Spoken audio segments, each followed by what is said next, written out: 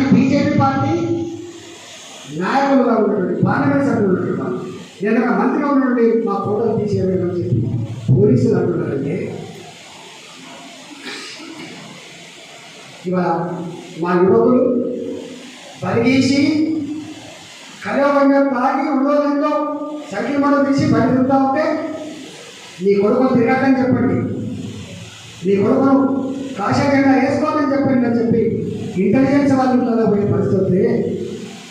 ఇది మంచి కాలం కాదు, ఇది పోయే కాలం వచ్చింది. పోయేది బీజేపీ కాదు, పోయేది కాషాయంగా కాదు, పోయేది పువ్వుగొత్తు కాదు, పోయేది నీ ప్రభుత్వం కూలిపోతున్న. తప్పకుండా అధికారం నెత్తికెక్కి ఇట్లాంటి నికృష్టమైన పనులు చేస్తూ ఉంటే తాత్కాలికంగా ప్రజలు విప్పకపోవచ్చు కాక, తాత్కాలికంగా ప్రజలు శాంతితో భరిస్తుండొచ్చు కాక, కానీ ఎన్నికల రోజు బద్దలు కొట్టాలని చెప్పాను.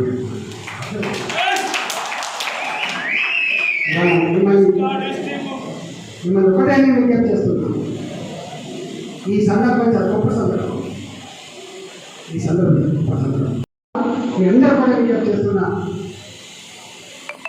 ఎక్కడ ఎవరు ఇబ్బంది పెట్టినా కుంగిపోకండి. తప్పకుండా పోయి మాకు చెప్పండి. దాన్ని ఎట్లా నిర్వహిస్తామో, ఎట్లా దాన్ని ఆపుచేయడం, ఆ సంతరించుకున్న పార్టీ సంతరించుకున్న నాయకులు ఇక్కడ ఉన్నాయని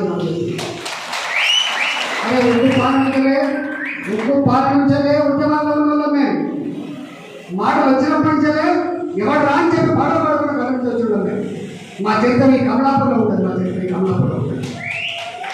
ఎవరికి బాన్సర్ బతకలే, ఎవరికి చీ హుజూరు అంటే, ఎవరికి బాన్సర్ అని చెప్పి కానుకోని చెప్పడం కాదు. ఈ మా చరిత్ర తెలిసిన వాళ్ళకి మూల తెలుసుకోవాలని చెప్తున్నా. ఆనాడే అక్రమాలకు, ఆనాడే దుర్మార్గాలకు, ఆనాడే పిచ్చి పనులకు ఎదురుసినటువంటి కుటుంబం మా కుటుంబం. అందుకని అనవసరంగా పెంచకుండా ప్రయత్నం చేయదు.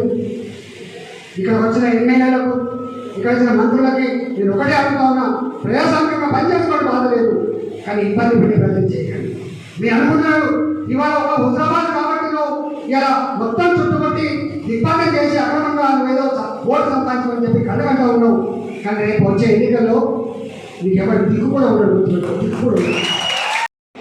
ఎక్కడెక్కడ నువ్వే కొట్టాలని తప్ప నువ్వు కొట్టాలి అవసరం లేదు. అందుకని ఇవాళ తెలంగాణ రాష్ట్రంలో ప్రజాస్వామ్యవాదులారా, తెలంగాణ రాష్ట్రంలో మాతో పనిచే ఉద్యమకారులారా, నువ్వు ఇలాంటి నీచ నికృష్ట పనులని ఖండించడమే కాదు, మీకు సపోర్టుగా యావత్ తెలంగాణలో ఉంటుంది. ఒక్కొక్కరి కార్మికులు వస్తారు, మీరు గుర్తుపెట్టుకోండి. ఆర్టీసీ కార్మికులు వస్తారు, గుర్తుపెట్టుకోండి. బాధపడ్డా ఈ ప్రభుత్వం యొక్క దాస్యానికి బలైపోయినటువంటి అనేక డిపార్ట్మెంట్స్ లోపల తప్ప గుర్తుపెట్టుకోండి.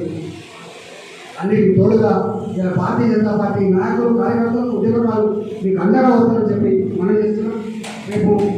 రేపు జరిగేటువంటి ఎన్నికలు ఎప్పుడు వచ్చినా కూడా డిపాజిట్ గలపే పద్ధతిలో మనం పనిచేస్తాం. ఏ ఇంటికి ఆయిలు, ఏ వాడకు ఆ వాడ, ఏ సంఘానికి కాసంగా పనిచేసుకోవాలి. నేను అడుగుతున్నా, యాదవ సంఘం భవనానికి పైసలు వస్తున్నాయంటే ఎవరి వల్ల వస్తూ ఉన్నాయి? ఇవన్నీ రాజీనామా చేయడం వల్ల వస్తూ ఉంది. వైశ్య సంఘానికి పదం వస్తున్నాయంటే నా వల్ల వస్తూ ఉంది. చివరికి నీ అప్పుడు కట్టిన డబ్బులు వస్తున్నాయంటే నా వల్ల వస్తూ ఉంది. నేను ఎవరితో లేకపోతే, నీకు ఒక చూసుకోవడం అది మర్చిపో. ఇవాళ ఎంత అదంటే, ఎంత బాధ ఏంటంటే, నేను భర్త చనిపోయిన వాళ్ళని ఒక 22 మందిని హాస్పిటల్ పెట్టిన హుజరాబాద్. వాళ్ళ నేను పెట్టినట్టు తీసేసి ఎంత నీచగా తూపు బాధ. భర్త చనిపోయినని 22 మందిని తీసేస్తామని నేను అంబులెన్స్ కొనిచిన, నా సొంత పైసలు పెట్టి అంబులెన్స్ కొనిచిన. ఒక్కొక్క అంబులెన్స్ 23 లక్షలు కొనిచిన. నా ఫోటో ఉంటే నా ఫోటో తీసేసి నేను డబ్బులు కొట్టించిన అంబులెన్స్ నాకు తీసేస్తావా? దీని పర్లేదు, రేపు గవర్నమెంట్ మారుతుంది, నేను అన్ని తీసేస్తావా? ఎవరైనా కొనిస్తే 23 లక్షలు పెట్టి ఒక అంబులెన్స్ కొనిస్తే ఫోటో పెట్టుకుంటున్నాను. మా అమ్మ పేరు నా పేరు పెడుతుందో తీసేస్తావా? దాన్ని కానిస్టేబుల్ నుంచి ఎస్ఐ వరకు చేస్తున్నారు, బిఆర్ఏ నుంచి ఎంఆర్ఓ వరకు మొత్తం అధికారులు మార్చడానికి ప్రయత్నం చేసింది. ఎవరిని మార్చుకున్నా ఎస్ఐలను మార్చుకున్నా, సిఐలు మార్చుకున్నా, డిఎస్పీలు మార్చుకున్నా, ఎంఆర్ఓలు మార్చుకున్నా, ఎంపీడీలు మార్చుకున్నా ఓట్లు వేసేది మా వాళ్ళే.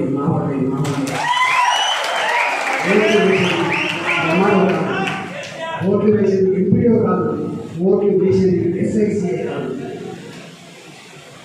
చెప్తున్నాడు సిఐ నేను టీఆర్ఎస్ ఒక ఇసుక డాక్టర్ పట్టుకున్నాడు,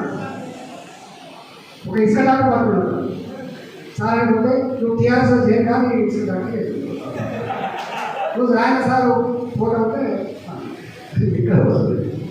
ఇసుక డాక్టర్ పట్టుకుంటే అంటే ఎంత పనిచేస్తుందో ఒకసారి అర్థం చేసుకోండి. నీ బాధ్యత పెరిగింది, నేను ఎక్కడికక్కడ పట్టుబట్టి ఇక్కడ మనం గెలిచి ఆగాను. కాబట్టి కులాలు కావచ్చు, మతాలు కావచ్చు, పార్టీలు కావచ్చు, జెండాలు కావచ్చు, అందరినీ ఒకే ఎజెండా. వాళ్ళ కేసీఆర్ అహంకారాన్ని ఒకటి ఎంపీటీసీ మీద పిల్లలు రావాలన్నా అయితే కండక్ట్ చేసుకో, కాంట్రాక్టర్ మీకు పిల్లలు రావాలన్నా అయితే కండక్ట్ చేసుకో, సీడీ కంపెనీ నడవాలన్నా కండక్ట్ చేసుకో. ఎక్కడిది ఒకవేళ తెలంగాణ ఉద్యమంలో ఆనాటి పార్టీలో ప్రభుత్వం ఇట్లా పనిచేసి ఉంటే కదిలే వలన తెలంగాణ వచ్చేది సాగు చేసుకుని ఎడిపోతుంది. మనమే కదా బస్ స్టాండ్లో వంట వరకు చేసుకొని పైగా బస్ ఎక్కడని చెప్పాడు. మనమే కదా ఉప్పల్ రైల్వే స్టేషన్లో 48 గంటల పాటు రైలు ఆపి కేంద్ర సర్కారు నిర్వహించింది. 48 గంటల రైలు ఆపి రోజు తరబడి వంట వర్కులు చేసి ఎక్కడికక్కడ బంధువులు నిర్వహించినటువంటి ఆనాడు ఆ ప్రభుత్వాన్ని నీకేసి పెట్టింది. ఆనాటి ఆ ప్రభుత్వాన్ని ఎట్లా నిలిచబెట్టి కానీ వాళ్ళ స్టిక్కర్ వేసుకుంటే కూడా పని సీట్ చేస్తా అనేటువంటి నిలిచిన నేను బీజేపీ గారికి అడుగుతా ఉన్నా, ఈ వేదిక నుంచి నేను చీఫ్ సెక్రటరీ గారు అడుగుతా ఉన్నా, మీరు చట్టాన్ని లోపల పనిచేస్తున్నారా? కేవలం చట్టాన్ని పక్కన పెట్టి ఇష్టాలు లోపల పనిచేస్తున్నా తెలుసుకోవాల్సినటువంటి బాధ్యతలు చెప్పాలి. మీరు అనుకుంటున్నది ఇక్కడ భయపడడం అన్నాడు, తాటాలు చంపలకు భయపడడం అన్నాడు. నేను ఈ పోలీసులు హెచ్చరిస్తా ఉన్నా, బానిసగా పనిచేసే ప్రయత్నం చేస్తే కబద్దాలని చెప్పి హెచ్చరిస్తా ఉన్నా.